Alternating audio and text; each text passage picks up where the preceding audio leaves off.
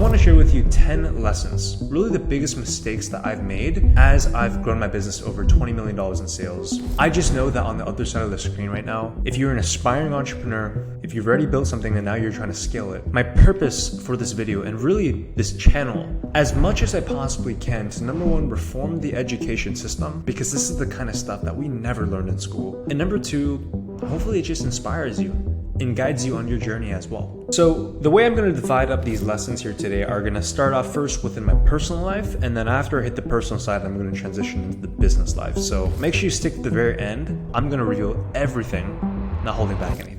The first lesson I want to share with you that I did not expect is that material things will cause more stress than good. Now I know we've all heard that line, which is money can't buy you happiness, money can't make you happy, which I actually strongly disagree with. Money can make you incredibly happy, and especially for a short period of time. But the one thing I didn't realize these expensive things would do was that they would actually cause me more stress. If you really think about material things, when we were children, it was the new toy, right? And what happened? You got the toy, you played with it for a week, you played it for 2 weeks, and then you got bored of it. We're constantly searching for the next thing. What happens in our mind is when we become adults, we don't play with the toys of children anymore, but we play with real toys. We play with adult toys, not that kind of toy. I know where your dirty mind is going. We go into expensive things. And I noticed that when I got the $20,000 watch, it would make me happy for 1 month. When I bought my Lamborghini $300,000 car, that made me happy for 3 to 6 months. And so every material thing, regardless of how small, how big, eventually it comes to fade. And so now I've become a lot more minimalist, where yes, I still have very nice things, don't get me wrong. And this is not a become a monk, sell everything in your life and don't enjoy nice things. I'm just very cognizant of, even though I have the money to buy the next supercar, I have the money to be able to do X, Y, Z, really I'm happy where I'm at, and I just want to help you take some pressure off of you. You don't need to prove yourself to anyone, man. Spend your money the way that you see fit. And if it's not material things, then don't do it. Now, I want to move away from material things for a second. I want to talk about relationships, because the second lesson that I learned this year with a lot of pain is that the most expensive, pain-causing kind of mistake you can make is burning relationships. Now, in particular, I had one team member who worked for me for a little over 2 years who I unfortunately had to terminate. I had to fire because I found out about 2 years into working with me that he had actually stole over $50,000. It was super, super unethical. And I take full ownership over this because this team member came into my company with extremely high income expectations that were 2 to 3 times what all the other team members were making. And I decided to bring him on. And I very quickly realized, I was not able to sustain his expectations of the income. And so we started negotiating for lower, and I'm sure that caused a lot of negative emotions, perhaps the way that I communicated it. And this team member justified not feeling like he was getting paid enough by actually stealing directly from the company. The thing that broke my heart the most about this was a team member that I became really close friends with, that I went to war, I went to battle with. You gotta understand, when you build a business, the people that you work with for literally 50, 60 hours a week, those are your comrades that you go to war with. And it felt like I literally just lost a brother in battle. So the lesson that I learned in that is, whoever are the closest people within your circle, and especially within the context of the people that you work with, please take care of them. And if you can see that they're not a culture fit from the very beginning, maybe they're too arrogant, there's ego, they don't really fit in with the rest of the team, it's much better to transition that person out within the first month or two rather than waiting 2 years and having a lot of heartbreak. And that goes with relationships and dating as well.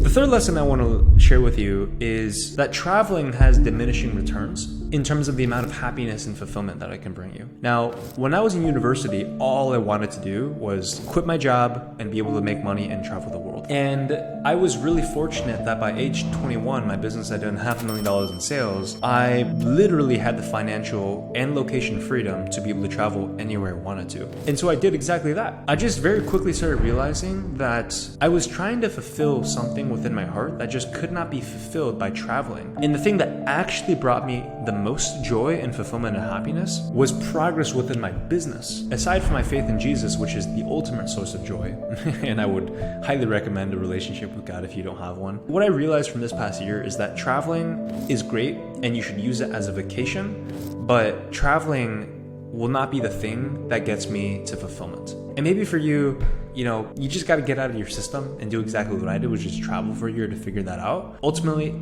it's not the greatest form of satisfaction. The next lesson I want to share is actually a mistake that I had known from prior years, and if you've been watching my videos ever since my UCLA days, you would have known. But I was reminded of that this year. I gotta say that this year, because I was traveling all over the place, my sleep was way off. And this year was the most tumultuous when it came to waking up at 5 a.m. in the morning, 4 a.m. in the morning, some days 7, 8, 9 a.m. in the morning. And I just had such deep clarity that on the days that I would get up at 4, 5 a.m., I would get all of the most important tasks done by the start of the day. And my days would just be so much more productive. I'd feel so much happier getting all the work done, as opposed to the days I wake up at 9 a.m., I feel like I lost the day. And I would wake up with so much anxiety and stress. And so that 5 a.m. wake up, 4 a.m. wake up continues to be the greatest advantage point that you can have from a source of productivity. And this fifth lesson I want to share, and this is something that, to be vulnerable with you, is still something I continue to struggle with, is that just because you're married, the temptation of porn doesn't go away. I remember when I was in college, I would talk to my buddies and be like, dude, one of the reasons why I got married is because I can finally have sex with a woman. Back then, I had a pretty bad porn addiction. And when I say porn addiction, I don't mean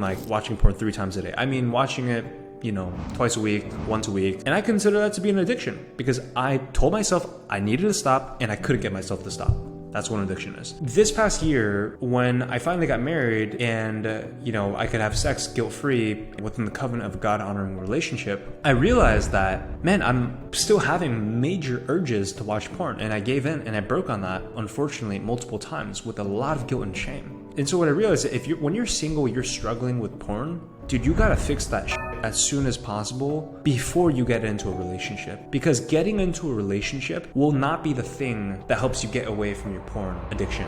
Those are the major lessons on the personal side. And before I transition to the business side, I did want to let you know, if you've been following me for some time, I want to thank you for your support. And I actually want to give you a gift. There's this AI script that I've been using, that a small group of my mentees have been using to make an extra $100, $200 a day. And it's pretty automated. They can work 1 to 2 hours a day to make it happen. I want to give you that AI script. Go ahead and drop me a follow on Instagram. I'll leave my Instagram right here at Richard Uzi. And then just go ahead and send me a DM with the word YouTube. That way I know that you came from YouTube. And I'd be more than happy to send you that AA script. Just a little thank you. I post about my morning routines, a lot more accountability stuff there as well, if that's something that you're into.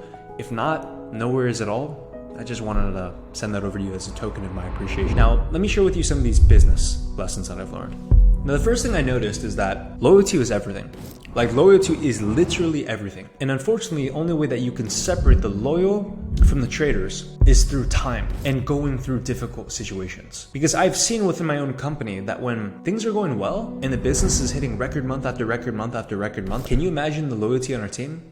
Not a single person quit. The business kept on growing, everyone's making more money. It's easy. When times are good, everyone is happy. When times are bad, loyalty is exposed. I've just gone through so many cycles within my company, and I've seen how certain team members will start reaching out. Yo, Richard, I feel like this is the time for my next opportunity. You're just not patient. I've actually had multiple team members that have quit and then even asked for their jobs again when they started to see that our business started doing really well. Unfortunately for them, they're not getting a second opportunity because loyalty is the most important thing for me. It's actually just accepting that you will have disloyal people. Because if you expect it, when it does happen, you're not going to be shaken. But if you think everything's going to go perfectly, your world will be flipped upside down when that betrayal happens. The next lesson that I learned is regarding patience, specifically patience with this personal brand. Look, it's no joke here. You've seen this channel, and to be very honest and vulnerable with you has been the most painful patience testing project of my life. Because with the little time that I have to dedicate to the YouTube channel, just so you guys know, I'm not a YouTuber. I am a business operator. I own and operate 2 different companies. And, with the spare time that I have, I'm recording for you today this on a Saturday afternoon before I go out to date night with my wife, I record YouTube videos like this, genuinely as a charity act, because I wish I had a mentor like the mentor that I'm trying to be for you. Third business lesson I want to share with you is that finding competent, humble people to become operators within your company will be the thing that buys back the most amount of time. So the first 6 months out of this year, I really was a slave to my business. I was on a daily sales meeting, a daily fulfillment meeting, that's client success, and a daily marketing meeting, 3 hours worth of meetings Monday through Friday. And it was just incredibly stressful. And I remember thinking like, man, why do I do all of this for the money that I make? Even though I make a few million a year, this just is so damn stressful. And I remember meeting a friend running a business much bigger than mine saying, dude, why don't you just hire a COO? Why don't you just hire a leader, a operator is what he called it, to come on, train him, mentor him, and have that one person be the individual that runs the day-to-days so that you can really just not be on the meetings and just focus on high-level big vision. And so from June all the way to December, I started mentoring a few of my top leaders to become the operator, and as of this month we actually officially move forward with one individual who is running the day-to-days of my company now. And life is completely different. I'm on meetings only on Mondays for about 2 to 3 hours, and just that alone has given me so much more creative energy to think through projects, dedicate more time to building the brand, and even think of big partnerships I can have with other entrepreneurs. Like, none of that would be possible if I didn't have the headspace. And my headspace came because of having the time not being on meetings. Fourth lesson I just want to share with you is that linear growth in a business does not exist. Meaning you will have explosive ups and you will have explosive downs. And so in my company, the first year we did 500K, and the second year we did 5 million. And I was like, oh my gosh, this is gonna keep going. I 10x my company from 500K to 5 million. Next year, we're gonna 10x again. No. Next year, we went from 5 million to 7 million. That's just the nature of life. And then this year, we did a little under 7 million, less than what we did the prior year. And it's been incredibly frustrating for me. It's like, dude, I wanna be able to do more than I did last year. But isn't that just the truth in how all life is? Professional athletes cannot have championship after championship after championship. Yes, they can do it for a period of time, but then they lose. And they have to fight back to the podium. And it's the same with business. You can't have record after record after record. You could have years of great prosperity and you can have winter years. And for me, coming to acceptance in terms with that, and really just learning from those mistakes of this year and understanding that success isn't linear.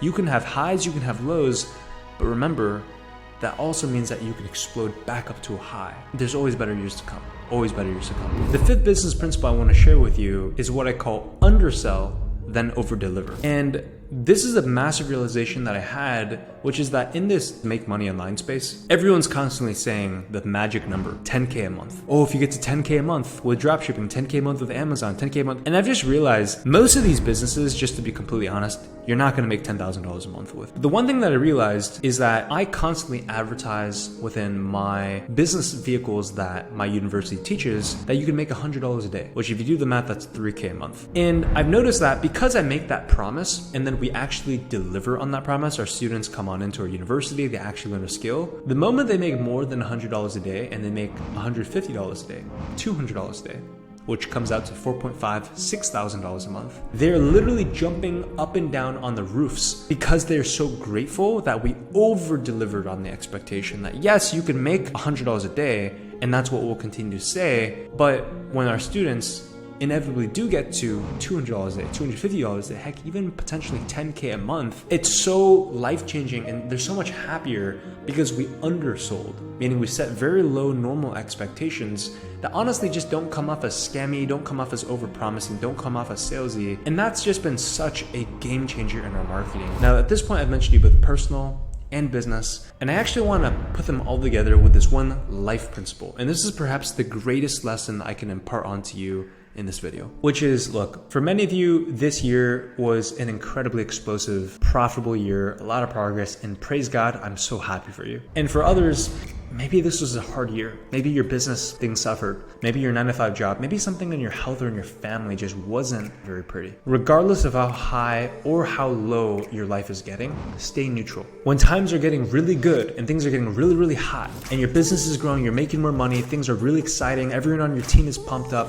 stay neutral. Keep calm, keep cool. Remind yourself, hey, this could go away at any moment and I'm fully prepared for that. Don't self-sabotage, but just stay cool. You will make it through and you will make progress in the end of it. I want to thank you so much for supporting me and my journey this past year on my channel. It's been such a privilege to mentor you along the way. And if there's any way I can continue to serve you, it would definitely be on Instagram because I can actually talk to you there. I can't talk to you on YouTube. So make sure you're following me here at Instagram. Drop me a DM with the word YouTube. I'd be more than happy to send you a couple free courses, this new AI script that's been making me really good automated income as well as for my students. I'm so thankful for the time that we've spent here today. Consider hitting that subscribe button, notification bell, and I'll see you in the new coming year.